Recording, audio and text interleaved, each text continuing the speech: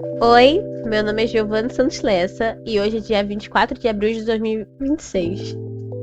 Esse vídeo é um trabalho acadêmico para a disciplina de FPR e hoje eu vou explicar o que é HipSort, um algoritmo de ordenação que parece complicado, mas quando você entende a lógica faz total sentido. E olha, eu vou tentar explicar de um jeito que mesmo que você nunca tenha programado na vida, você consiga entender. Tá, então vamos lá. Antes de falar do HipSort, eu queria fazer uma pergunta simples. Imagina que você tem uma lista com os 10 maiores salários de funcionários de uma empresa. Tudo fora de ordem. Como você faria para encontrar o maior? Ou os 3 menores? Você poderia olhar um por um, mas e se fossem 10 mil funcionários? Aí fica complicado. Esse é o problema de ordenação, um dos problemas mais clássicos da computação. E existem vários algoritmos para resolver isso. O HipSort é só um deles, e um dos mais eficientes. Para entender o HipSort, você precisa entender o que é um heap. Calma, que é mais simples do que parece. Imagina uma árvore de torneio, tipo a Copa do Mundo. Você tem vários times jogando, e o campeão fica no topo. Essa estrutura, onde o elemento mais forte fica na raiz, é exatamente a ideia do heap. Na computação, o max heap é uma estrutura em que cada pai é sempre maior que seus filhos. Simples assim.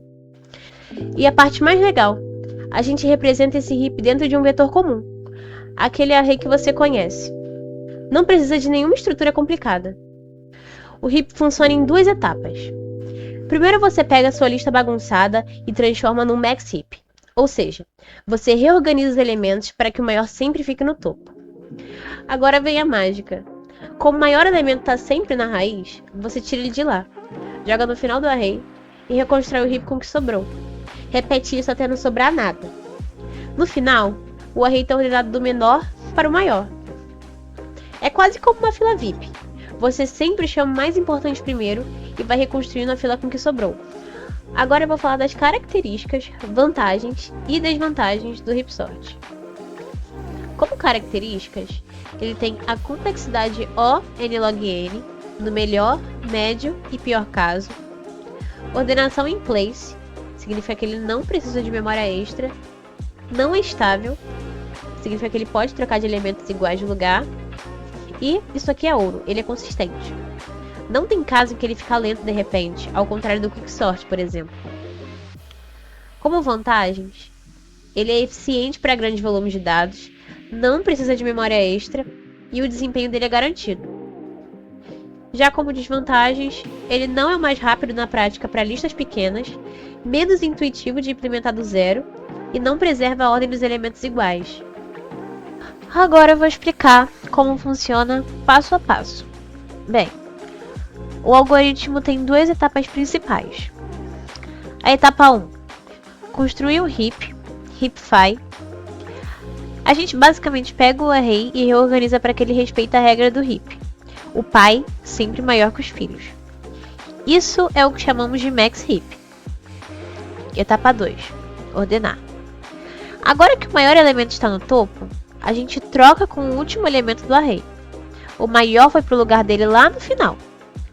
Aí a gente reconstrói o heap com o restante e repete esse processo até o array estar completamente ordenado.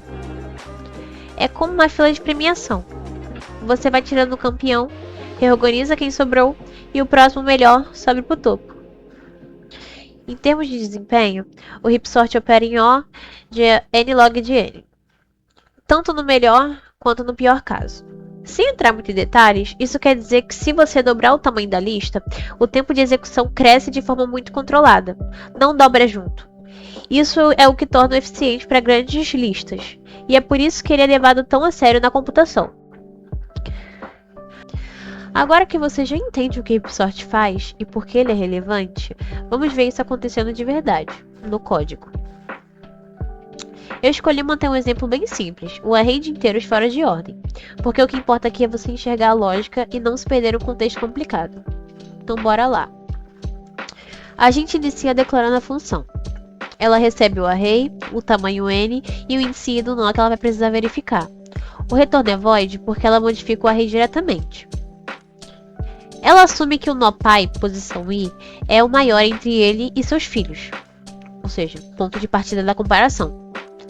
Ela calcula o índice do filho esquerdo, que em uma árvore binária, o filho esquerdo de I sempre está em 2i mais 1. E tem o mesmo raciocínio do direito. O filho direito está em 2i mais 2. O primeiro if verifica se o filho esquerdo existe. E se ele é maior que o atual maior. Se sim, atualiza o maior. No segundo if, tem a mesma verificação para o filho direito. Se sim, atualiza o maior e ele vira o direito. No terceiro if, ele verifica se o maior não for mais o pai. Ou seja, se algum dos filhos era maior. Se for, ele entra no bloco de troca.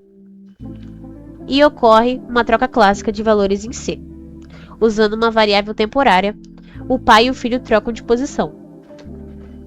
No final tem a chamada recursiva. Verifica se a subárvore abaixo do filho promovido ainda respeita a regra do heap. Desce pela árvore até tudo estar correto. Agora vamos olhar a função principal do algoritmo. Ela recebe o array e o seu tamanho. Ela inicia construindo o max heap. Começa do último nó que tem o filho e vai até a raiz. Nós sem filhos já são heaps válidos sozinhos e por isso pulamos eles. Ela chama o heapfy para cada nó durante a construção do heap. Na segunda fase, ela extrai os elementos um por um.